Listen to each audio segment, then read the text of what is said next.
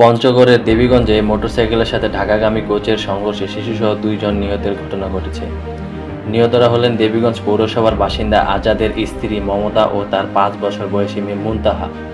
এ ঘটনায় আরও 2 জনকে আহত অবস্থায় হাসপাতালে ভর্তি করা হয়েছে। পুলিশ ও স্থানীয় সূত্র জানায়, সোমবার সন্ধ্যায় দেবীগঞ্জ পৌর শহরের নতুন বন্দর এলাকায় দেবীগঞ্জ থেকে ঢাকাগামী নাদের পরিবহনের একটি নাইট কোচের সাথে মোটরসাইকেলের সংঘর্ষ হয়। এ সময় মোটরসাইকেলটিতে 4 জন আরোহী ছিলেন। আর নাদের পরিবহন কোন জায়গায় হচ্ছে? রতরার ব্রিজ। মারা গেছে কজন? মা বাচ্চা 2 জন।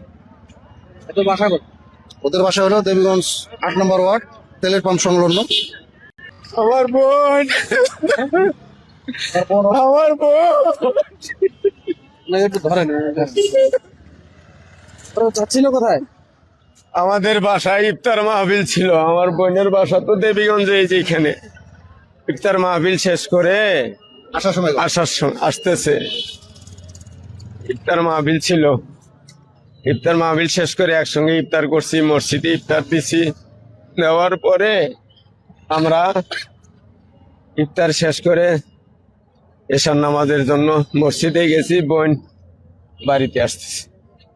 আসার সময় স্থানীয়রা গুরুতর আহত অবস্থায় 4 জনকে উদ্ধার করে দ্রুত দেবীগঞ্জ উপজেলা স্বাস্থ্য কমপ্লেক্সে নিয়ে গেলে কর্তব্যরত চিকিৎসক মমতাজ ও তার মেয়ে মুনতাহাকে মৃত ঘোষণা করেন। আহত অপর 2 মনিরুল ও মোবাশিরা বর্তমানে চিকিৎসাধীন রয়েছেন। ঘটনার পর নাইট কোচ সহ চালককে আটক করেছে পুলিশ। দেবীগঞ্জ থানার officer KM Moniruzzaman Chowdhury সত্যতা নিশ্চিত করে জানিয়েছেন, এ ঘটনায় আইনগত প্রক্রিয়া চলমান রয়েছে।